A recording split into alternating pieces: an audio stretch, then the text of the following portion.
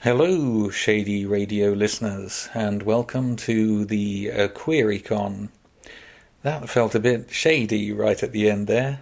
Reminded me of Ralph Ellison's underground bunker in Invisible Man. Since the release of my novel, The Queer Diary of Mordred, Vienna, which I've just been reading from, I've been in various up and down agonies concerning the sex it contains. Is it actual sex in the book, or is it just the words for sex? Am I having casual, anonymous sex with others when they read it, and are they having sex with me? And how does this go when people I know, friends, family, read it?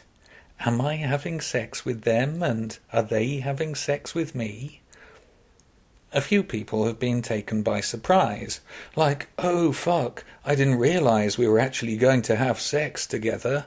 I thought it was just a book. Well, maybe it is. I know you're gay and everything and have no issue about that, but is the sex thing really necessary? I prefer an anonymous readership. When friends and family are curious or uncurious about my sex life, it's problematic. Anyway, the novel is not an autobiography. Really? Really? I thought you thought everything was autobiographical, Russell. I guess I prefer my sex at extremes, either completely anonymous or completely intimate. But if anonymous, in that all-encompassing aura of complete anonymity which is a consensual coexistence in the act with no division. Anonymity is not objectivity, quite the opposite. It is habitation of that space in which nothing is said because no demarcations can be made in words that might separate us, abstract us from the act. Stay there in intimacy with a complete stranger, and commit to polyamory beyond any phobia. I guess it's when sex is between these modes, having stepped out of anonymity, but not having yet arrived at a familiar intimacy, that discomfort arises, like a misplaced word. Perhaps that's the same with reading my novel. It's about presence and commitment, and whether described intimacy is possible without uncomfortable objectifying and value judgments about these objects rather than those.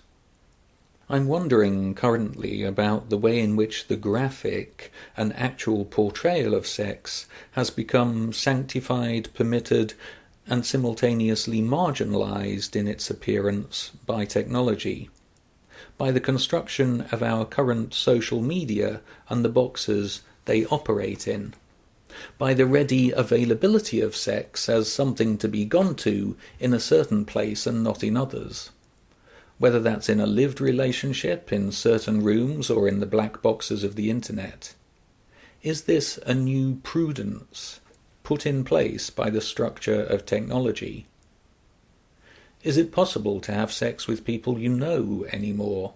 People you know technically, a sort of spoken sex? Must all sex actually be wordless and anonymous in our new era?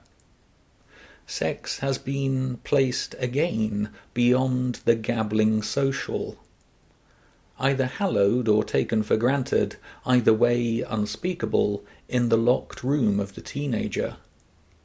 Are we living in a new censorship, where sex and talk of sex has become again unseemly, a new taboo?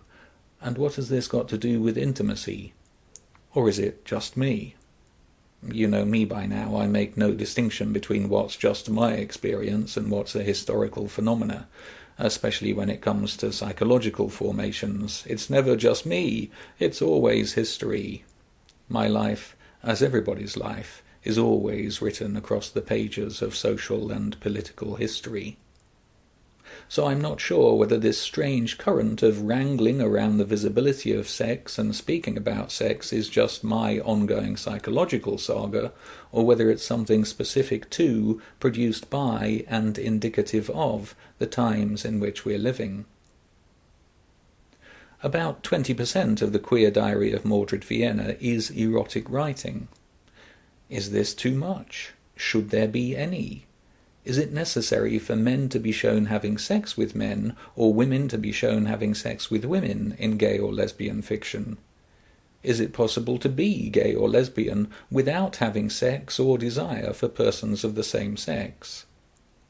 Being gay is okay so long as you keep the sex thing out of sight. You can be gay so long as you don't do the sex thing. Oh, but maybe it's okay for lesbians and women. Is straight sex treated with the same phobia now? Is it right that I should demand the reader step into bed with me or with my characters? Or is this only allowed in the complete anonymity of pornography, or the complete lack of intimacy of pornography? How shocking is sex in literature these days, in an unexpected place? Should sex only be done in a separate genre?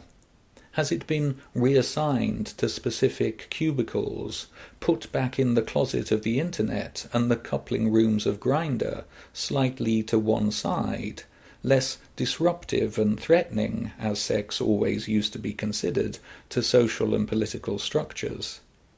Has sex been granted in order to be put back in the box?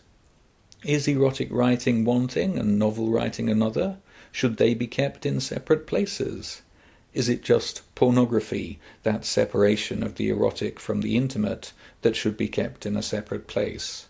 Or is all explicit sex now pornographic, and our sexual ease leads us to a new segregation, the transgression of which then makes us uneasy? What is the contemporary relationship between sex and intimacy and talking about it and doing it? Can someone else's sexual behaviour be more than a gauche display? Now that there's so much gauche display about, that's what all descriptions of sex have become? I have this feeling that just as I've come out into the open sexually and am able to talk about it, sex is being sequestered again, and different divisions of the provinces of intimacy are being established. LGBT people are out of the closet, but the sex of that, everyone's sex, is being put back into it. And yet, in a way, now I'm completely comfortable with my having sex, thank you very much, and most of the rest of society is okay with that too. Oh, thank you very much. A bit of irony there. I also completely understand that perhaps it seems unnecessary to go through the guidebook. Have you seen any of those "it was all right in the 1980s, 70s, 60s" TV shows reviewing the TV of previous decades? They look back at different cultural attitudes to different things and how they change over time, and how people's whole manner of being toward and in an area of life changes. In not just subtle but wholesale ways, ways that make us think, wow, how could people have been like that, with those views, those ways of talking about or conducting their whole selves in an area of life? Like the Ipcress File, a 1960s movie with Michael Caine which was shown on TV recently. The sexism of that. Fuck! What were they thinking? Comedy shows, or those elements the current producers now foreground in these reviews, seem to have been full of sexual innuendo. Crass jokes and asides and heavily savoured, unsavoury implications abound. Nudges and winks and pointings are everywhere. But sex itself is nowhere, entirely unseen, off-screen and unavailable. This absence of sex, this sex suppressed, this obviousness that no one here is getting laid, seems to burst out everywhere and sully the scene and its viewers in Freudian ways we now consider ourselves to have grown out of. We go, oh, please, is that really necessary? That was in the days before the internet. The end of this Freudian embarrassment and awkwardness, I'm venturing, largely coincided with the increasing availability of the Internet. I'm suggesting, then, that the Internet, amongst other social developments, has liberated sex from smutty innuendo, nervous unseenness, and repression. Apart from those sadly old-school politicians who still send people sexual imagery out of the blue and inappropriately, whose Internet behaviour still seems a hangover of the dodgy uncle type, which blurs the two modes. Fully explicit sexual imagery is available, and sex itself, especially now for gay men, is available at the touch of a button and a few screen swipes. There's far less smutty innuendo on screen. It doesn't now burst out or raise its uncomfortable head in comedy or daytime television. We have a more mature relationship toward it. Now we are getting laid more, and as we are sexually catered for. I'm going to stick with we are getting laid more because I reckon there is more LGBTQ sex and adultery generally happening now than in the 1950s, for example. Statistically. Google it. But this sex is not explicit, not as showy in its availability as it was in its unavailability. You have to go looking for it. It now has a place, is clearly available, and yet at the same time it is redefined and reconfined by the places of that availability. Sex and the display of sex is now fine, but it has its proper place. And I'm wondering if this proper place is a new prudery. Or is this the proper place of sex finally achieved in our grown-upness and maturity? This plentiful sex on the side? It is always tempting to believe that we have now arrived in wisdom, knowing ourselves so much better than we did before. I have that feeling every 5 years in my life, but every succeeding 5 years I find myself to have been deluded and no further along, or just in a different structure.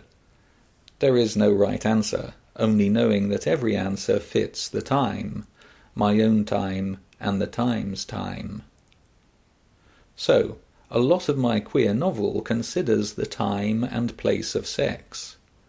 The time of place and sex is always historical. Intimacy and the emotions of love are always in a place. They take place and they take a time, and time and place are embodied in people and their behaviours. And these new regulations take on an emotional naturalism. They seem right. Now that we're having so much sex, it's no longer talked about. All description falls, therefore, into the realm of the pornographic. Or is the pornographic made by this distancing and these separations, by this sorting out and this sort of sorting out? Is our current relationship and psychological profile technological and technologically mediated? And this seems to be the natural way to be, uncomplicated, clean. But due to the immediacy of the graphic nature of this media, kept in one place and contained. And this is the mediation of our sensuality and its easy fulfillment. Its transgression now troubles us.